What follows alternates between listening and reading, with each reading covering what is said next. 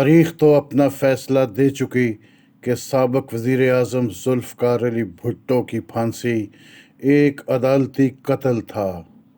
اس کے بدترین مخالف بھی یہ اعتراف کر چکے کہ پھانسی کی حمایت غلطی تھی۔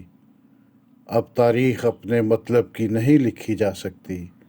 ویسے یہ کام ہم اکثر کرتے ہیں۔ گواہی بھی اندر سے آئی کہ فیصلہ دباؤ میں دیا گیا۔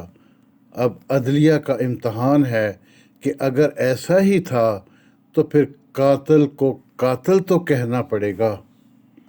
44 سال گزر گئے، اب نہ بھٹو زندہ ہے، نہ جنرل ضیاء، نہ ہی وہ متنازع عدلیہ اور نہ ہی انصاف کے نام پر ناانصافی کرنے والے۔ بس اتنا ضرور ہے کہ شاید عدالتی قتل کو آج کی سپریم کورٹ کی سند چاہیے۔ اس کے بعد بھی آنے والے وزرائے اعظم کے ساتھ انصاف نہیں ہوا، نہ ہی سپریم کورٹ بدلی۔ نظریہ ضرورت آج بھی زندہ ہے۔ البتہ موجودہ اعلیٰ عدلیہ سے کچھ امید سی ہے کہ شاید سمت درست کر لی جائے۔ کل کیا ہوگا کس کو خبر؟ خاموش رہو۔ بھٹو کے عدالتی قتل کی یہ کہانی ویسے تو 5 جولائی 1977 سے شروع ہوتی ہے، جب 90 روز میں انتخابات کا وعدہ کیا۔ پھر اندازہ ہوا کہ اس کی مقبولیت اقتدار سے غیر آئینی انداز میں بٹھائے جانے کے بعد عروج پر پہنچ گئی ہے، اور الیکشن ہوئے تو پیپلز پارٹی دوبارہ برسر اقتدار آ جائے گی۔ لہٰذا نہ صرف الیکشن ملتوی ہوئے بلکہ اقتدار پر قبضہ کرنے والوں نے یہ بھی فیصلہ کر لیا کہ اس کا زندہ رہنا ان کی موت ہے۔ اسی لیے یہ اصطلاح سامنے آئی، قبر ایک ہے اور افراد 2، اور یوں اس کو راستے سے ہٹانے کی سازش تیار کی گئی۔ ظاہر ہے فوجی عدالت سے سزا دلوائی جاتی تو غصہ ایک جانب ہوتا، لہٰذا من پسند ججوں کی ٹیم کی تلاش شروع ہوئی، اور یہ کام بڑی باریک بینی سے ہوا، جس میں بظاہر ہماری وکلا تاریخ کے سب سے متنازع وکیل اور اٹارنی جنرل شریف الدین پیرزادہ کا نام نمایاں ہے۔ مگر لاہور ہائی کورٹ کے اس وقت کے چیف جسٹس مولوی مشتاق احمد بھی پیش تھے، اور یہی 2 افراد تھے جنہوں نے من پسند ججز نہ ملنے کی صورت میں ایک ایڈ ہاک جج جسٹس نسیم شاہ کو 9ویں جج کے طور پر بینچ میں بٹھانے کا پلان تیار کیا، جس میں نظر آتا ہے کہ اس وقت کے چیف جسٹس انوار الحق کی مرضی اور رضامندی بھی کسی حد تک شامل تھی۔ سلام ہے سینئر صحافی اور ہمارے ساتھی افتخار احمد کو، جنہوں نے پہلی بار اس سازش کو بے نقاب کیا۔ نسیم حسن شاہ سے ٹی وی پر انٹرویو میں اعتراف کروا کر کہ فیصلہ دباؤ میں دیا۔ بعد میں جج نے اپنی کتاب میں کچھ اگر مگر بھی شامل کیے، مگر یہ واقعہ اس عدالتی قتل کو ثابت کرنے کے لیے ہی کافی ہے کہ اس اہم ترین مقدمہ میں کیوں بٹھایا گیا۔ وہ خود لکھتے ہیں، یہ اپریل 1978 کی ایک شام کا ذکر ہے۔ میں کسی تقریب میں شرکت کے لیے تیار ہو رہا تھا کہ اطلاع ملی جسٹس مولوی مشتاق اور شریف الدین پیرزادہ گیسٹ روم میں میرا انتظار کر رہے ہیں۔ روایتی الیک سلیک کے بعد میں نے آنے کا مقصد جاننے کی کوشش کی تو بولے، ہم جانتے ہیں کہ آپ اس بینچ کا حصہ نہیں جو بھٹو کی پھانسی کے خلاف اپیل سنے گا۔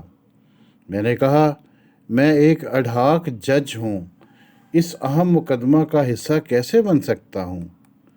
دوسرے، آپ لوگ تو اس کیس میں پارٹی ہیں، آپ کو یہاں نہیں آنا چاہیے تھا۔ کیا کھیل کھیلا گیا اس ملک میں! انصاف کے نام پر جسٹس منیر سے لے کر آج تک کی سویلینز کو سزا ملی اور آمروں کو جزا۔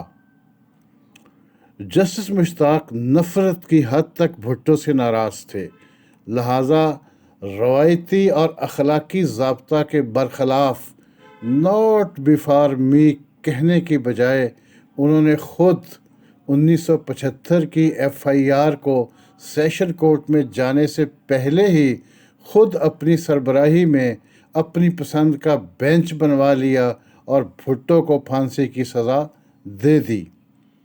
اس سماعت کا احوال سنیں تو اندازہ ہوتا ہے کہ محترم جج کا رویہ کتنا حد تک امیز تھا بھٹو کے ساتھ۔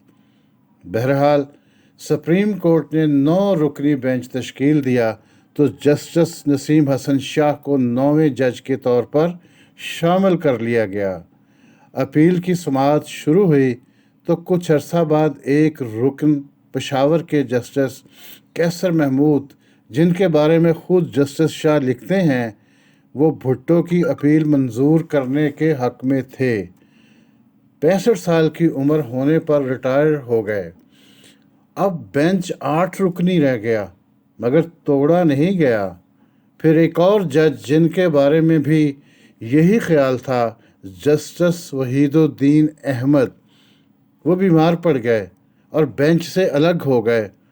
اب بھی بینچ نہ توڑا گیا۔ سماعت 7 ججوں نے کی اور نسیم حسن شاہ 7ویں جج تھے۔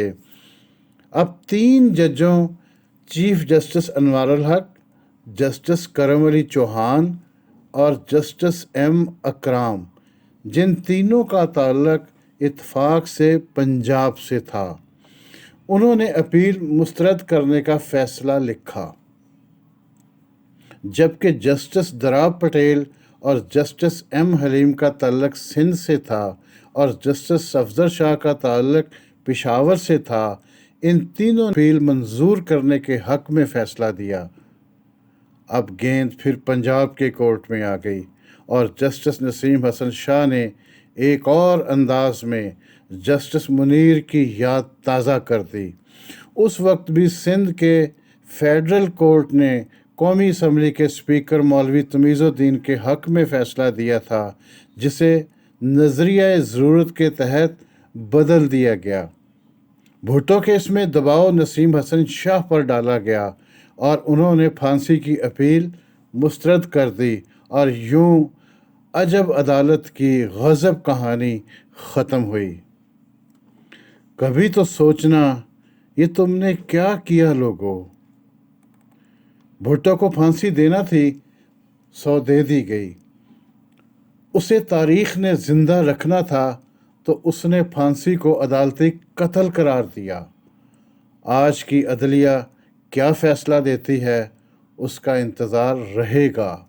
بیشتر کردار اب اس دنیا میں نہیں، مگر ان 44 برسوں نے پاکستان کی سیاست کو اور ریاست کو بند گلی میں کھڑا کر دیا ہے۔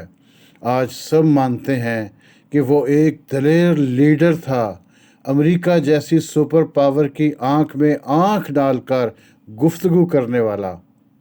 امریکہ نے اسے عبرت کا نشان بنانے کی دھمکی دی، مگر اس نے ایٹمی پروگرام ترک کرنے سے انکار کر دیا۔ تیسری دنیا غیر جانبدار تحریک اور اسلامی و عرب دنیا کو متحد اور طاقتور بنانے میں اہم کردار ادا کرنے والے کے ساتھ ایک آمر نے طاقت کے نشے میں وہی کیا جو اسے کرنا چاہیے تھا۔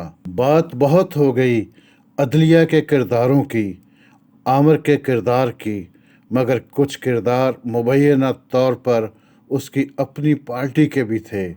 یہی مختصر سی کہانی ہے ایک وزیر اعظم کے عدالتی قتل کی۔ آج سب کو 4 اپریل یاد ہے، مگر کتنوں کو 17 اگست یاد ہے۔ تاریخ کے اپنے فیصلے ہوتے ہیں، عدلیہ کے اپنے۔